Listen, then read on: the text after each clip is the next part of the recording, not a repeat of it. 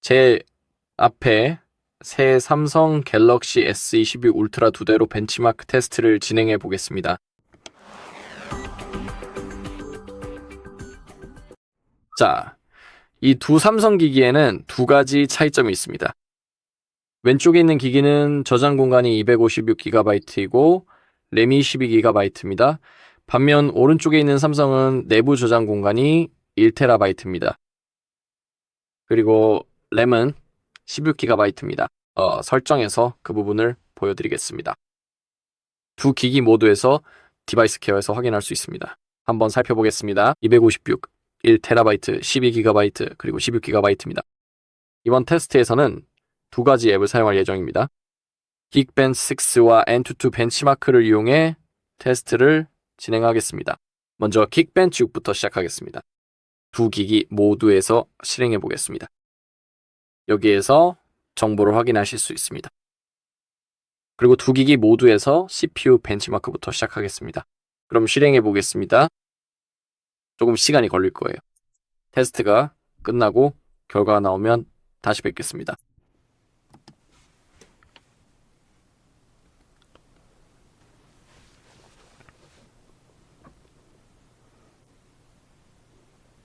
좋아요. 결과가 나왔습니다. 두 기기 간의 차이가 정말 미미하다라는 것을 볼 수 있습니다. 싱글 코어 점수에서는 약 70점 정도가, 그리고 멀티 코어 점수에서는 약 200점 정도의 아주 미세한 차이가 납니다. 하지만 이 정도의 차이는 너무나도 작아서 사실상 두 기계의 성능이 완전히 동일한 수준이라고 충분히 말할 수 있습니다.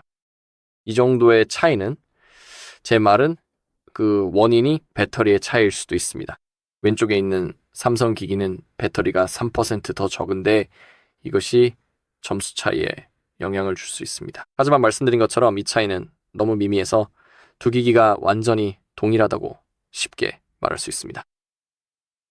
여기서 아래로 스크롤 해보겠습니다. 여기서 시스템 정보를 볼 수 있고 CPU 정보도 마찬가지로 확인할 수 있습니다. 원하신다면 물론 영상을 일시정지해서 보실 수 있습니다.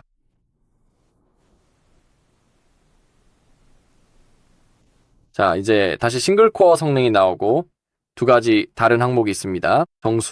점수와 부동소수 점수가 있습니다. 다시 한번 차이가 너무 작아서 일상적인 사용에선 전혀 못 느끼실 겁니다. 그게 바로 포인트입니다. 여기서 다른 정보들도 확인하실 수 있습니다. 이제 멀티코어입니다. 여러분께서 직접 하나하나 확인해 보실 수 있습니다.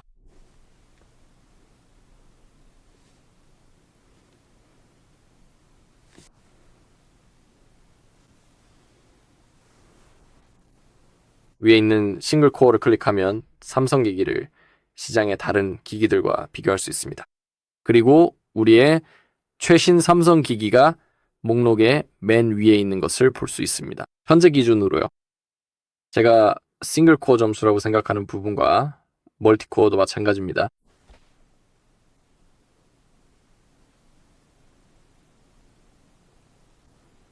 네, 맞습니다. 그것이 바로 지금까지 CPU 벤치마크 결과였고요. 이제 GPU로 넘어가서 다시 한 번 더 실행을 눌러보겠습니다. 좀 시간이 걸릴 테니 잠시만 기다려주시면 다시 뵙겠습니다.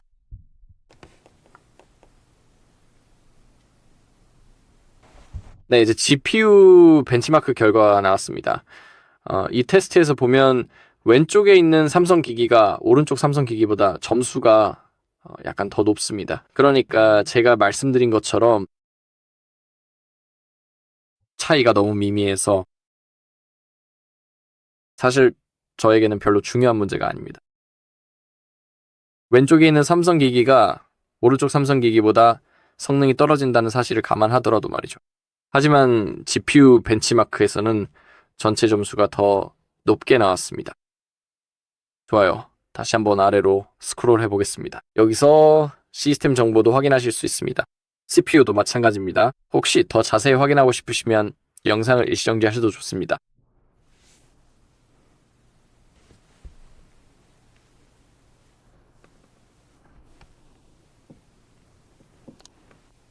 그리고 아래쪽에는 OpenCR 성능이 나와 있어 모든 정보를 직접 확인 가능합니다.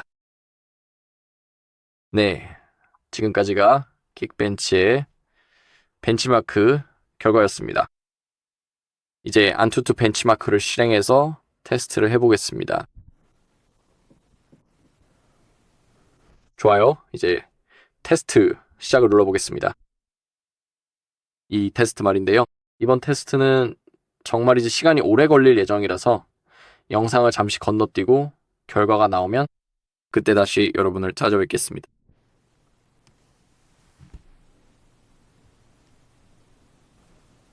자, 이제 거의 끝나갑니다.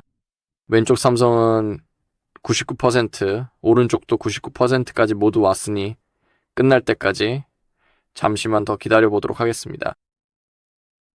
거의 다 끝났습니다.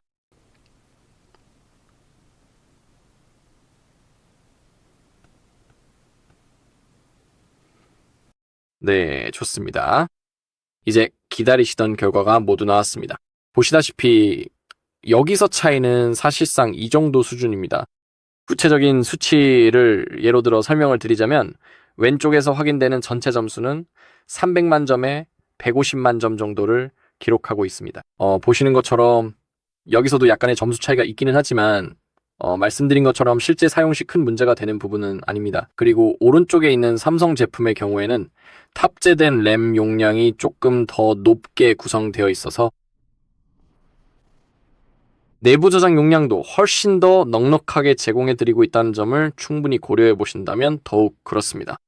여기서는 CPU를 확인하실 수 있는데 사실상 완전히 동일한 사양의 CPU라고 보시면 됩니다. 바로 아래쪽에는 GPU가 위치하고 있는데요.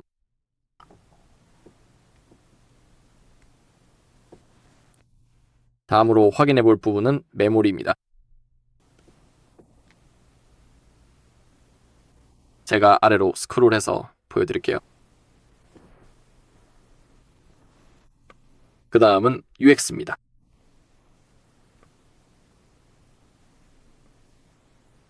여기서 예를 들어 오른쪽이 더 높게 나옵니다.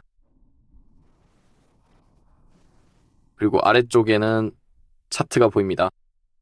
두 기기 모두에서 사실상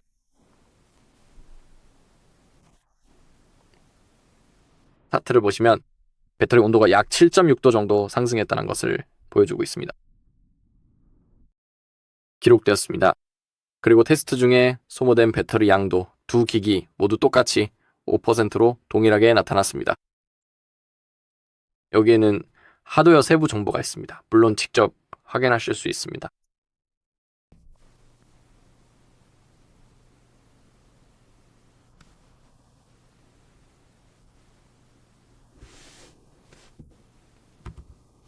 좋아요. 여기서 우리는 LCD 테스트나 컬러바 테스트와 같은 다양한 다른 테스트들도 진행해 보실 수 있습니다. 하지만 우리가 주로 관심 있었던 것은 바로 그 주요 테스트였습니다. 차트를 함께 살펴보도록 하겠습니다. 만약 상세한 세부 정보를 클릭하시면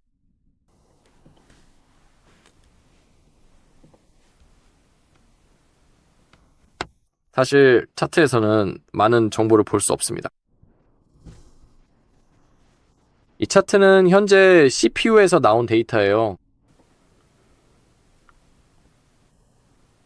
그래서 우리가 GPU 성능을 확인하기 위해 긱벤치 앱을 사용해서 벤치마크 테스트를 진행했을 때는 1TB 용량을 탑재한 삼성 모델의 결과가 약간 더 나았지만 안투투 벤치마크 점수에서는 확실히 조금 더 높게 측정되었습니다. 삼성의 전체 점수입니다.